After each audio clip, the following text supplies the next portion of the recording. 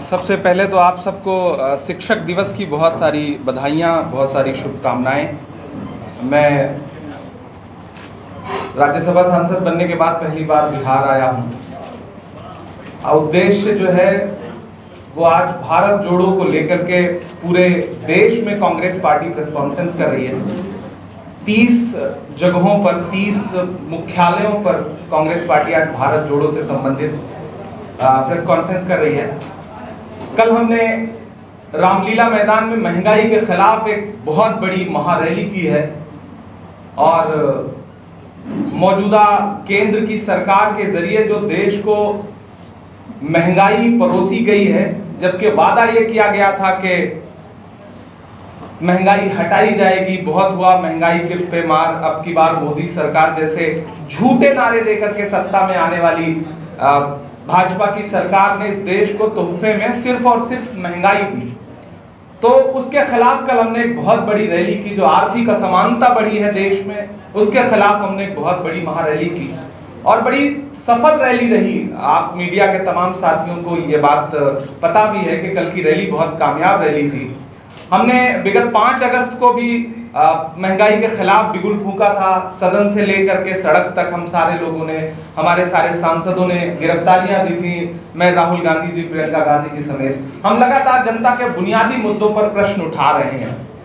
अब हमारा 7 सितंबर से एक कार्यक्रम शुरू हो रहा है, भारत जोड़ो यात्रा। एक ऐतिहासिक यात्रा शुरू होने जा रही है राहुल गांधी जी के नेतृत्व में। 3570 किलोमीटर कन्याकुमारी से शुरू होकर के ये यात्रा कश्मीर में जाकर के समाप्त होगी। इस यात्रा का नाम हमने दिया है भारत जोड़ो यात्रा। भारत के 12 प्रदेशों से और 2 केंद्र शासित राज्यों से, यानी कि टोटल 14 राज्य आप कह सकते हैं, गुजरेगी ये यात्रा। 3570 किलोमीटर की यात्रा है, जिसमें राहुल गांधी जी स्वयं 3570 किलोमीटर पैदल चलेंगे और देश में अलग अलग राज्यों में अलग अलग संस्कृतियों के लोगों से, अलग अलग तहजीब, अलग अलग कल्चर, सबसे संवाद करेंगे राहुल गांधी जी। कल राहुल गांधी जी ने अपने भाषण में एक महत्वपूर्ण बात कही थी कि एक ऐसा समय जब स्वतंत्र जो संस्थान है देश के, उनको कहीं ना कहीं कब्जे में लेने का प्रयास चल रहा है केंद्र सरकार के जरिए, उन पर दबाव बनाया जा रहा है। ऐसे में हमारे लिए सबसे अच्छा माध्यम है कि हम जनता के बीच में जाएं, क्योंकि विपक्ष की आवाज, विपक्ष का सच वो देश के सामने नहीं पहुंचने दिया जा रहा है। सदन में भी आप सबने देखा होगा कि जब सत्र चल रहा था तो हमने महंगाई पे बहुत बात करने का प्रयास किया, लेकिन हर दिन सदन स्थगित कर दिया जाता था और बात नहीं करने दी जाती थी। तो हमारे पास ये एक माध्यम है कि हम लोगों के बीच में जाएं और एक ऐतिहासिक यात्रा राहुल गांधी जी ने प्लान की, कांग्रेस पार्टी ने प्लान की है, उसकी सारी तैयारियां हो चुकी हैं। तो मैं आज उसी विषय में आप सबसे बात करने आया हूं और उसकी थोड़ी जानकारी भी देने आया हूं। ये एक ऐतिहासिक यात्रा है और ये यात्रा प्रतिदिन 25 किलोमीटर चलेगी। तकरीबन 150 दिन की यात्रा है ये, और इस 150 दिन में राहुल गांधी जी के साथ पूरा देश चलेगा। कांग्रेस पार्टी ने यह निर्धारित किया है, 3 कैटेगरी बनाई है।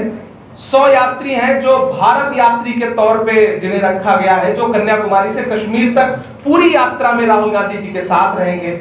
दूसरी जो हमने कैटेगरी बनाई है वो राज्य अतिथि की हमने बनाई है, राज्य अतिथि यात्री, यानी कि जिन जिन राज्यों से ये यात्रा गुजरेगी वहां से 100 यात्री उस यात्रा में और जोड़े जाएंगे और 100 यात्री और अन्य प्रदेशों से जहां से यात्रा नहीं गुजर रही है, उन राज्यों के 100 यात्री चिन्हित करके, चयनित करके टोटल 300 यात्रियों के एक साथ चलने की व्यवस्था है। उसकी पूरी तैयारी कांग्रेस पार्टी कर चुकी है। प्रतिदिन 25 किलोमीटर चलने वाली इस यात्रा के बीच में राहुल गांधी जी जगह जगह रुकेंगे, चौपाल लगाएंगे, लोगों से संवाद करेंगे, उन्हें बताएंगे कि मौजूदा केंद्र की सरकार ने किस तरह से आर्थिक असमानता थोपी है इस देश में, नफरत थोपी है, जो 2 सबसे नुकसानदेह चीज इस देश के लिए हुई है, समाज के लिए हुई है, कि भारतीय जनता पार्टी की केंद्र सरकार ने लगातार समाजों के बीच में, वर्गों के बीच में, धर्मों के बीच में खाई पैदा करने का काम किया ताकि आप बुनियादी प्रश्न उनसे ना पूछ सकें।